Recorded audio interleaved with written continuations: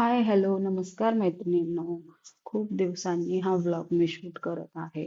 तर मकर संक्रांती नुकतीच झालेली आहे आणि सगळीकडे हळदी कुंकवाचं वातावरण चालू आहे. तर आमच्या घरीही आम्ही हळदी कुंकू करण्याचं ठरवलं. मग काय, बाजारात मिळतात तसे पतंग डेकोरेशन साठी बनवण्याचा प्रयत्न केलेला आहे.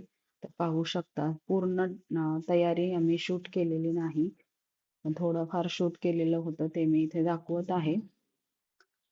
आणि खूप छान छान डेकोरेशन साठी साहित्य आलेलं आहे बाजारामध्ये. तर म्हटलं घरीच ट्राय करूयात, म्हणून मी माझ्या मुलीने आणि मुलाने ही तयारी केली होती.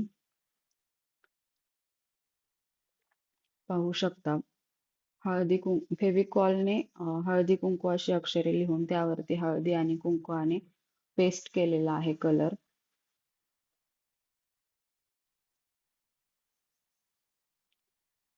आणि हे आदल्या दिवशीची तयारी होती. त्यानंतर हळदी कुंकवाच्या दिवशी आम्ही असे तयार झालेलो आणि रांगोळी काढण्याचा प्रयत्न केला.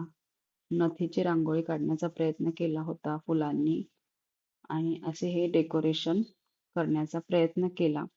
तर मैत्रिणींनो, कमेंटमध्ये नक्की सांगा की डेकोरेशन कसं झालेलं आहे. छोटासा प्रयत्न केलेला आहे डेकोरेशन करण्याचा.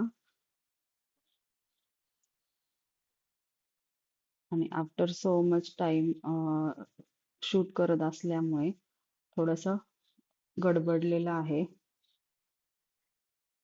पाहू शकता हे डेकोरेशन. आणि माझ्या सासूबाई खूप एक्साइटेड होत्या शूट करण्यासाठी, म्हणून त्याही यावेळेस व्हिडिओमध्ये आलेल्या आहेत. कसं वाटलं डेकोरेशन ते नक्की सांगा. आणि मी वाण म्हणून साडी पिन आणलेल्या होत्या, तर त्याचे फोटोज वगैरे काढायचे राहून गेले. तर इथे मी पहिला मान हे घरच्या सुवासिनीलाच दिलेला आहे. आमच्या सासूबाईंनाच पहिला हळदी कुंकू दिलेला आहे आणि वाण दिलेला आहे. त्यानंतर सुरू झाल्या लेडीज येणे अगोदरच आम्ही फोटो आणि शूट उरकलं. आणि सासूबाईंच्या मैत्रिणी, माझ्या मैत्रिणी या सुरू झाल्या येणे, त्यामुळे मग गडबड झाली. तरीही मी काही काही क्लिप्स शूट केलेल्या आहेत, त्या पुढे जॉईन केलेल्या आहेत. तर धन्यवाद मैत्रिणींनो. आणि ब्लॉग्सला कमेंट आणि लाईक्स जरूर करा.